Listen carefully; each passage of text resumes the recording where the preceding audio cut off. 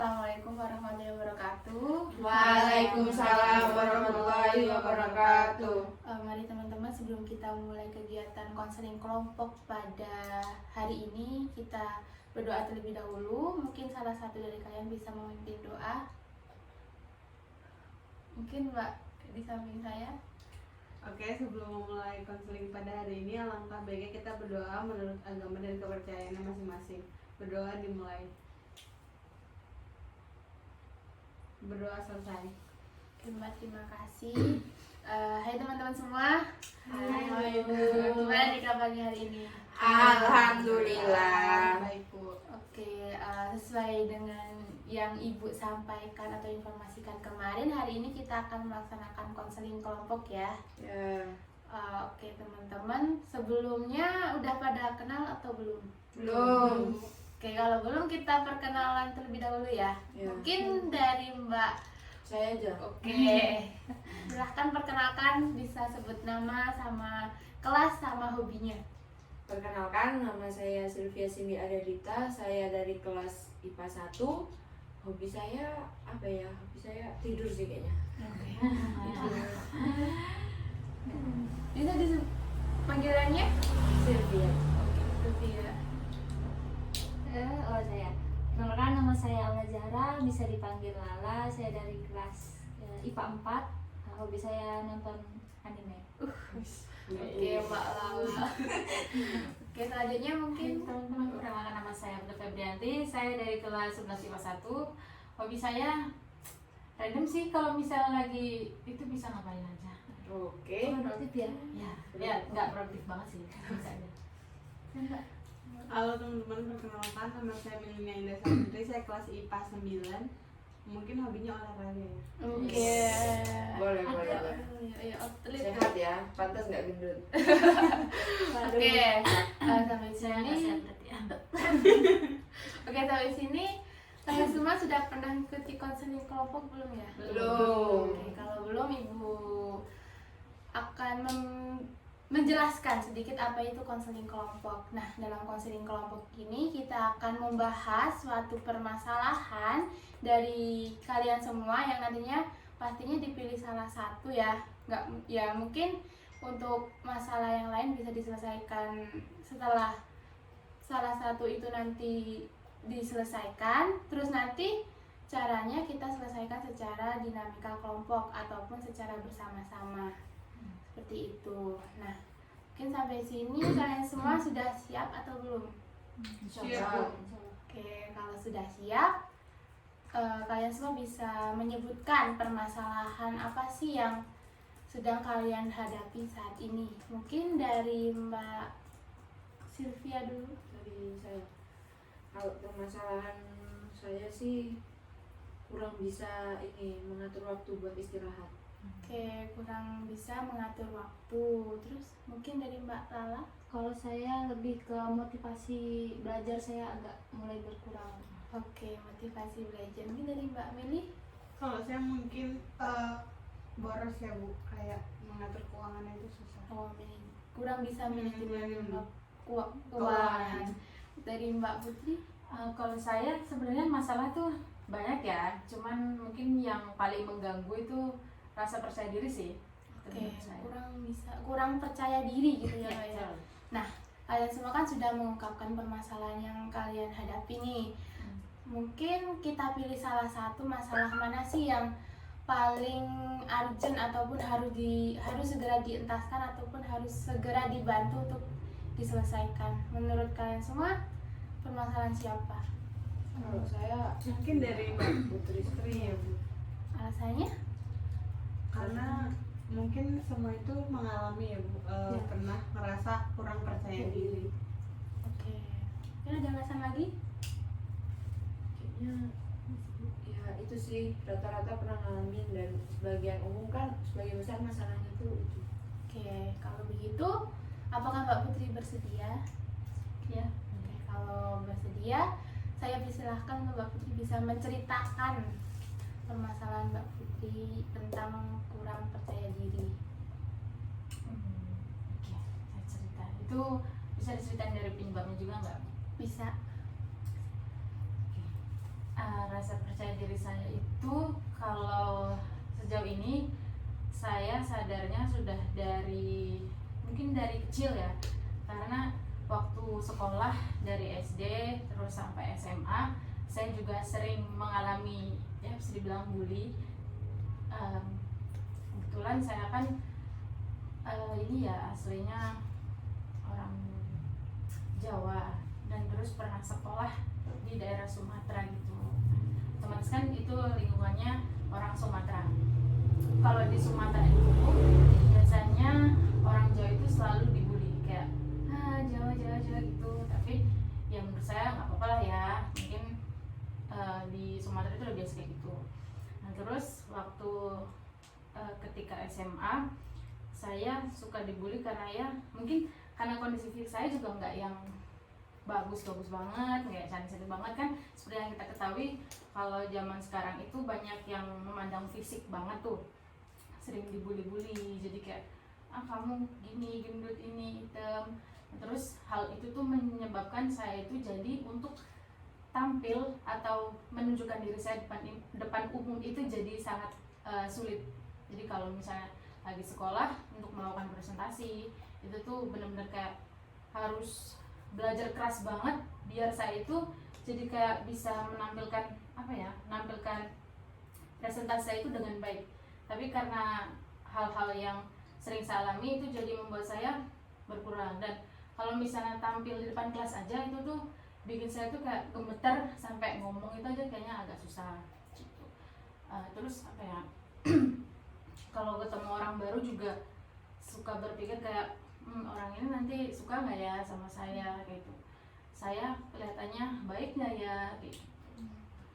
Mungkin kayak gitu sih Bu. Oke, Ibu sedikit menyimpulkan ya tentang permasalahan Mbak Putri. Mungkin permasalahan Mbak Putri ini berawal dari dampak dari bullying mungkin ya Mbak ya, karena pemindahan ke suatu wilayah yang mungkin berbeda kebudayaan ataupun rasnya gitu. Terus lama-kelamaan mungkin Mbak Putri juga merasa terbully karena kondisi fisiknya Mbak Putri, sehingga Mbak Putri kurang percaya diri karena kondisi fisiknya. Terus habis itu mungkin dari situ Mbak Putri tuh menjadi kurang percaya diri juga untuk tampil di depan banyak orang. Terus mungkin sampai mengakibatkan kayak gemeter, terus takut gitu ya Mbak ya. Nah sampai sini mungkin ada pertanyaan terlebih dahulu dari teman-teman. Oke, Kan Mbak Putri mengalami itu cukup lama ya mungkin ya. Nah pertanyaan saya, selama Mbak Putri mengalami itu pernah nggak sekali berontak ke mereka yang melakukan itu ke Mbak?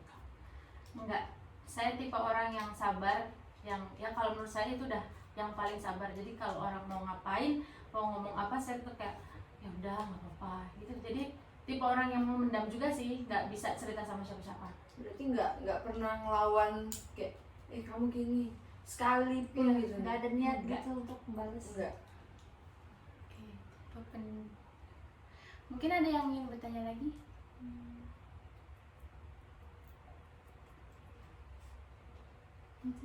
Mungkin dari Ibu ya Mbak ya, dari Mbak Putri sendiri mungkin udah ada usaha belum sih buat Mbak Putri tuh lebih percaya diri untuk di depan banyak orang gitu? Udah sih, saya termasuknya saya kan kayak dibully, jadi kayak banyak orang yang kelihatan kayak nggak suka. Cara saya usaha biar bisa percaya diri itu ya biar gimana caranya orang juga bisa suka sama saya. Jadi saya melakukan yang terbaik biar orang itu nyaman berteman sama saya, biar orang nggak yang pandang oh dia ini buruk, oh dia ini gini. Jadi orang tahu oh dia ini anaknya baik. Jadi mungkin kalau dia baik juga saya harus berbuat yang baik juga gitu. Terus kalau untuk ngomong depan umum ya mungkin usahanya cuman ya belajar yang lebih lagi aja biar lebih pede gitu aja. Oke, belajar lagi ya. Mungkin Ibu ingin bertanya lagi ya Mbak ya. Mbak Putri punya tempat untuk bercerita nggak? Misalkan dengan keluarga ataupun dengan teman gitu? Sebenarnya kalau misalnya saya mau bercerita mungkin tempatnya banyak. Kebetulan saya juga anak pertama. Saya emang orangnya itu nggak bisa cerita, nggak bisa terlalu terbuka, sama orang tua juga nggak pernah terbuka. Jadi apapun yang saya alami orang tua itu nggak pernah tahu. Jadi orang tua cuma tahu kalau anak saya baik-baik saja. Kadang kalau misalnya mau cerita juga ya, kita tahu kan pemikiran orang tua tuh kadang kayak, alah apa sih bebanmu itu lebih beratan orang tua. Jadi itu juga nyebabin saya tuh kayak nggak bisa cerita sama orang tua. Jadi kayak ya udahlah gitu. Dipendam sendiri gitu ya Mbak ya. Mungkin ada yang ingin bertanya lagi dari Mbak Lala? Saya sih boleh nanya lagi dulu. Oke. Selama merasakan hal yang dirasakan dulu, pernah nggak? Itu tuh kan jadinya jatuhnya ke introvert juga kan ya? Kan introvert kurang rasa percaya diri, Ya. susah berbaur sama orang. Punya temen satu yang bener-bener temen yang ada, apa emang bener-bener sendiri, apa gimana? Kalau teman itu saya bukan orang yang temannya banyak dan nggak yang selalu kayak punya teman dari kecil terus teman sampai sekarang. Iya ada, cuman emang nggak bisa ngomong ke siapapun, itu nggak bisa. Mau kalian sedekat apapun sama saya, kalau saya nggak mau cerita ya nggak bakal bisa. Berarti Mbak Putri tipikal orang yang memendam sendiri. Iya, jadi dipendam sendiri Tapi semuanya. tapi punya adalah teman satu gitu, Ya ada lah, berteman, berbaur gitu. ada, tapi berbaur iya, cuman ya yang namanya teman baik itu kan pasti menurut kita yang ini ya, apapun yang kita alami pasti dia tahu gitu. Tapi kalau ini ya enggak, cuman ya kalau teman ada, cuman enggak yang deket banget juga sih, enggak semuanya paham apa yang saya rasakan gitu. Oh, mungkin Ibu ingin bertanya ya Bu? Si Ibu. Oke. Mau tanya lagi ya? Oke, boleh. Boleh, Bu, ya? Iya. Kapan menyadari bukan kayak kapan ngerasa udah lebih baik dari yang sebelumnya, kayak aku udah nggak gitu lagi gitu, Enggak gitu Udah lagi gimana? mulai udah nggak percaya ngerasain diri. kurang percaya diri tuh, kayak Mungkin oh aku udah ada percaya diri nih, aku udah bisa tampil depan umum, aku udah bisa ini, Belum sih sampai sekarang. tapi udah mendingan dari dulu gitu. Apa rasanya masih tetap sama atau merasakan ada perubahan kalau saya tuh udah percaya diri walaupun nggak sepenuhnya? Sama aja sih. Tetap sama. Kalau untuk berbicara di depan umum itu menurut saya sampai sekarang masih sama aja, masih susah. Tapi kalau untuk berbaur sama orang itu menurut saya bisa. Udah ada peningkatan. Ya bisa. Oke, mungkin ada yang ingin ditanyakan lagi? Ayo tanya. Nggak ada, mungkin dari Ibu ya Mbak ya.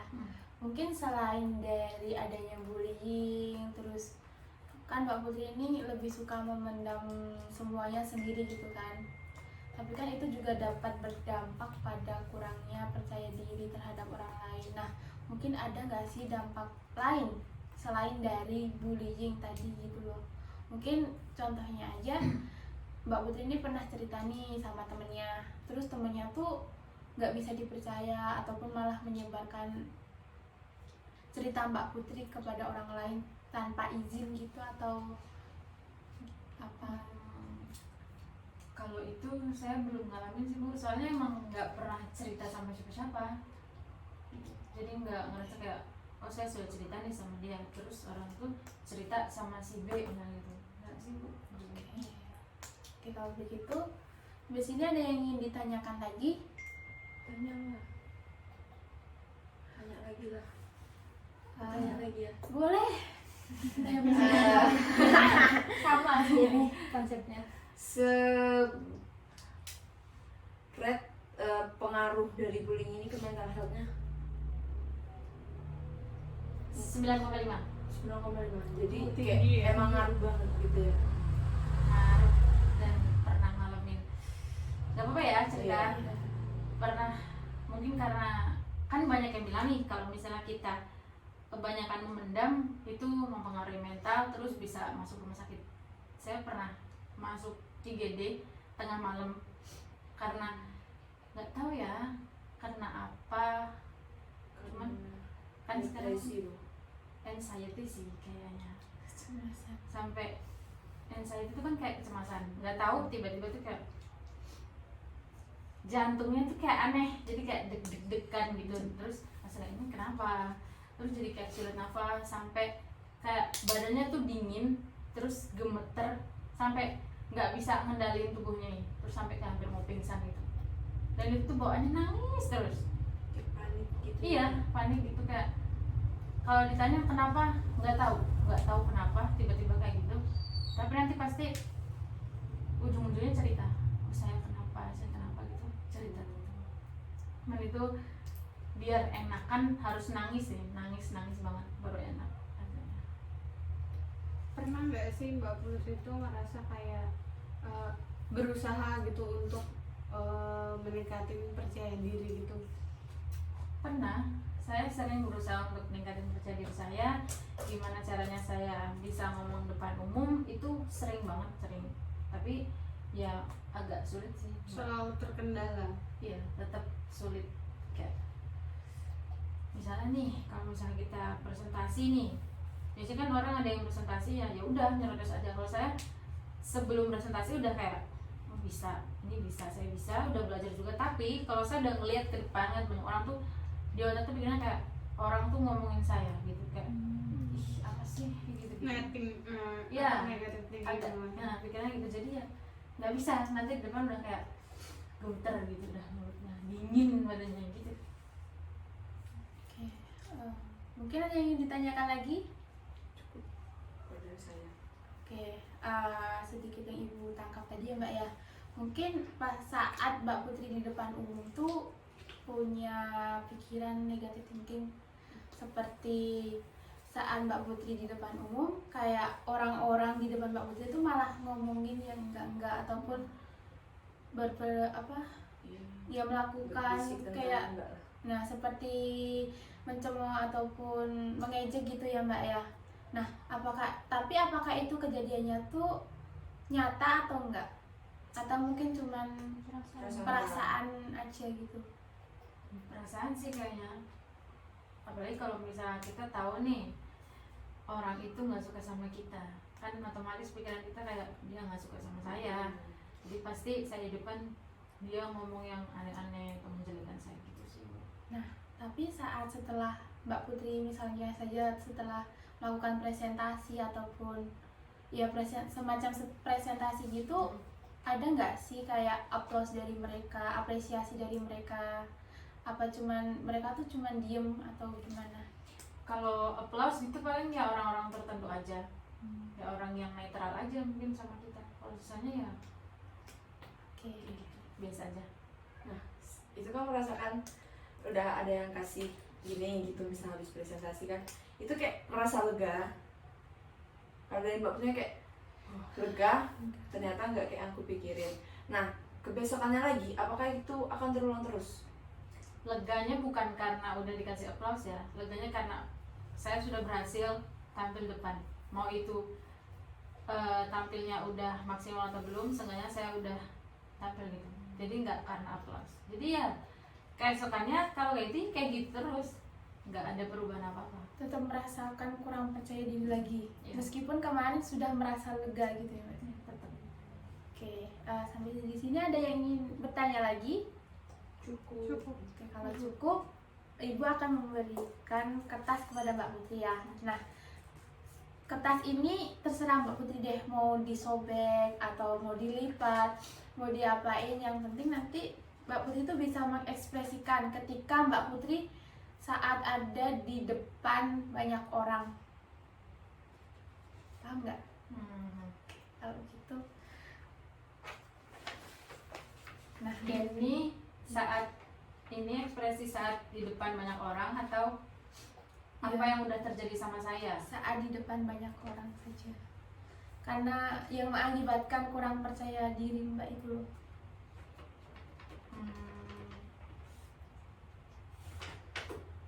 Gimana ya? Bisa nggak Bu kalau misalnya ini saya remas atau saya sobek, itu dampaknya?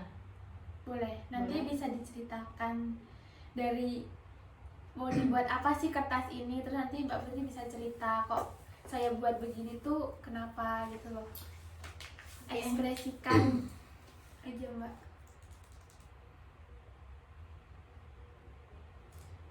Ekspresi ketika Mbak Putri merasa kurang percaya diri atau berada di depan kelas.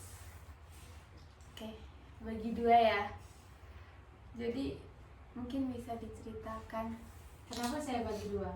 Ini kalau misalnya kita satuin bakalan kembali ke bentuk semula nggak? Enggak. Nggak bakalan bisa. Kalaupun nempel itu nggak bakalan benar-benar nempel kan? Kalau misalnya kita remas gitu kan, mungkin kemungkinan apa yang saya alami itu memang benar-benar tidak bisa dikembalikan lagi. Tapi kalau gini mungkin bisa dikembalikan tapi sulit. Kayak dampak yang sudah saya alami itu kayaknya udah susah. Sudah sangat sulit. Nah, dampak yang Jadi Mbak Putri memiliki makna jika apa yang sudah dialami oleh Mbak Putri ini mungkin sulit untuk Mbak Putri kembali gitu ya, ya, merasa percaya diri lagi gitu ya, diperbaikinya udah susah. sulit untuk diperbaiki. Nah, sampai sini mungkin teman-teman bisa nih mulai kasih saran. Mungkin dari saya ya untuk Mbak Putri, gimana caranya biar meningkatkan rasa percaya diri lagi saat maju misalnya presentasi di depan kelas. Dengan sebelumnya tuh kayak Mbak Putri itu bicara di depan cermin untuk meningkatkan bahwa sana tuh Mbak Putri itu bisa tanpa harus negatif thinking seperti itu, dan lebih kayak mempelajari materi-materi lagi, terus berbicaranya tuh dilantangin lagi gitu. Jadi kayak Mbak Putri itu bisa karena mau berusaha. Bisa karena berusaha, terus berlatih kuncinya pastinya. Oke, mungkin ada yang ingin memberikan saran lagi kepada Mbak Putri untuk menghadapi rasa kurang percaya diri dari Mbak Putri. Kalau dari saya mungkin bisa mulai dari pola pikirnya dulu. Mungkin dari pola pikirnya tuh bisa diubah. Gak semua orang tuh sama kayak yang apa aku pikirin. Kayak misal aku orangnya gak enakan, nah belum tentu dia juga orangnya gak enakan.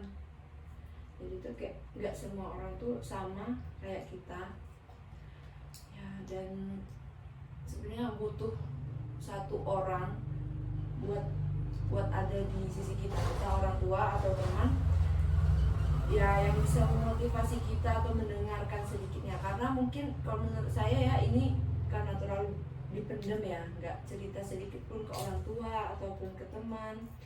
Jadi kalau saya saranin ada satu orang yang buat jadi pendengar kita, yang menurut Mbak Putri itu benar-benar ya emang pendengar yang baik gitu. Untuk menjadi support system mungkin ya. Mungkin bisa dari orang tua. Nah kan Mbak Putri mikir kalau cerita ke orang tua nanti dia malah membandingkan beban. Nah bisa jadi di pikiran orang tua Mbak Putri nggak bakal kayak gitu kan.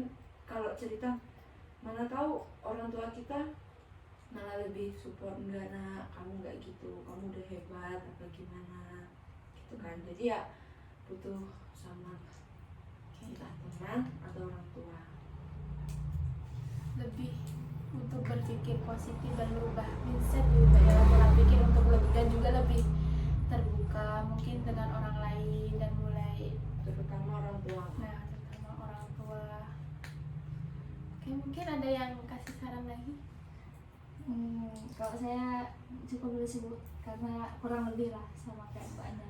Oke, dari beberapa saran yang telah disampaikan oleh teman-teman Mbak Putri tadi, mungkin ada yang mau dipakai ataupun ada yang mau dicoba nggak saran dari teman-teman tadi?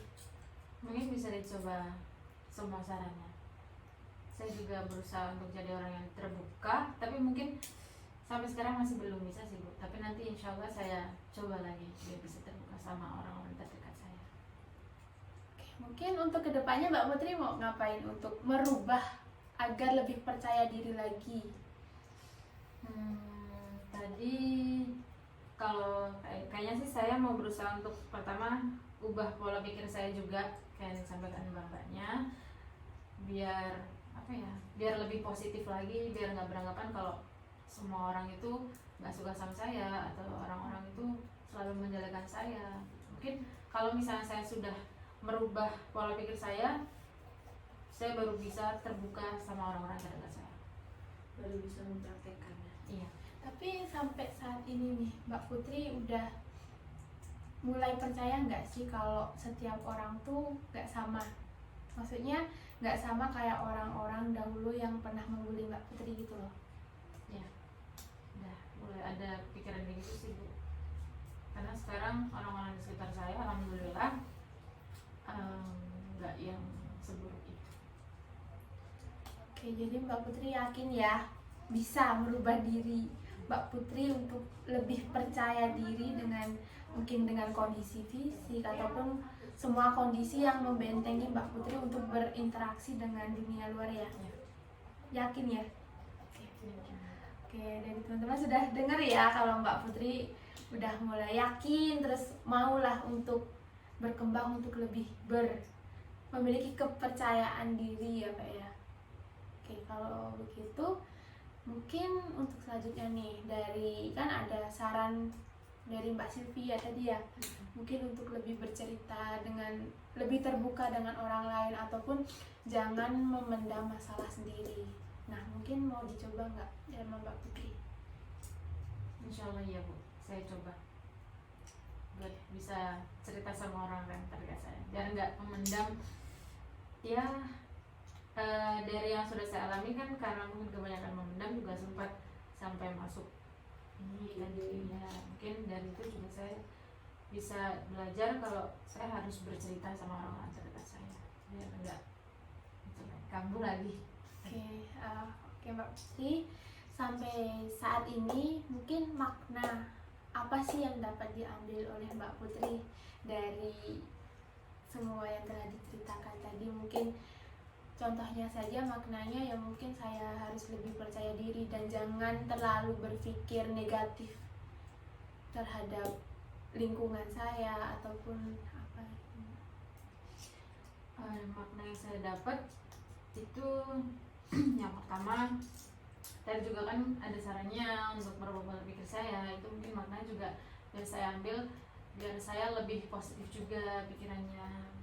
Terus biar kalau misalnya ada masalah itu seenggaknya bercerita sama orang-orang terdekat saya, tahu ya jangan berpikir hal-hal yang belum tentu hal itu terjadi gitu. Oke Mbak Putri, sampai sejauh ini mungkin Mbak Putri bisa menyimpulkan hasil dari diskusi kita tentang mengenai permasalahan Mbak Putri tadi. Nah, kesimpulan yang saya ambil pada konseling kita hari ini itu kalau menurut saya mungkin saya jadi lebih paham ya Bu terkait seberapa pentingnya percaya diri itu bagi diri saya. Terus seberapa pentingnya pola pikir kita untuk selalu berpikir yang positif dan pentingnya juga untuk bercerita terkait apa yang kita alami dengan orang-orang terdekat kita. Mungkin gitu. Oke teman-teman, mungkin karena waktunya juga sudah hampir selesai, kita akhiri terlebih dahulu ya untuk pertemuan kita pada hari ini. Ibu mohon maaf apabila ada tindakan ataupun ucapan yang sekiranya menyakiti ataupun kurang tepat untuk disampaikan, dan mungkin untuk tindak lanjut ataupun kegiatan selanjutnya kita akan melaksanakan konseling kelompok untuk waktunya sama ya. Oke, nanti mungkin kita lihat dulu perkembangan dari permasalahan Mbak Putri. Kalau sekiranya sudah selesai, kita akan beralih pada permasalahan dari teman-teman yang lain seperti itu. Mungkin tadi kita sudah mengawalinya dengan berdoa. Alangkah lebih baiknya kita tutup dengan berdoa. Mungkin ada yang bisa memimpin. Oke, setelah kita melakukan konseling kelompok pada hari ini, alangkah baiknya kita menutup kegiatan hari ini dengan baca Alhamdulillah bersama-sama. Alhamdulillahirabbil alamin. Baik, terima kasih untuk kalian semua yang sudah terbuka dan sudah mau menceritakan dan juga memberi saran pada konseling kelompok hari ini. Sekian dari Ibu. Wassalamualaikum warahmatullahi wabarakatuh. Waalaikumsalam warahmatullahi wabarakatuh.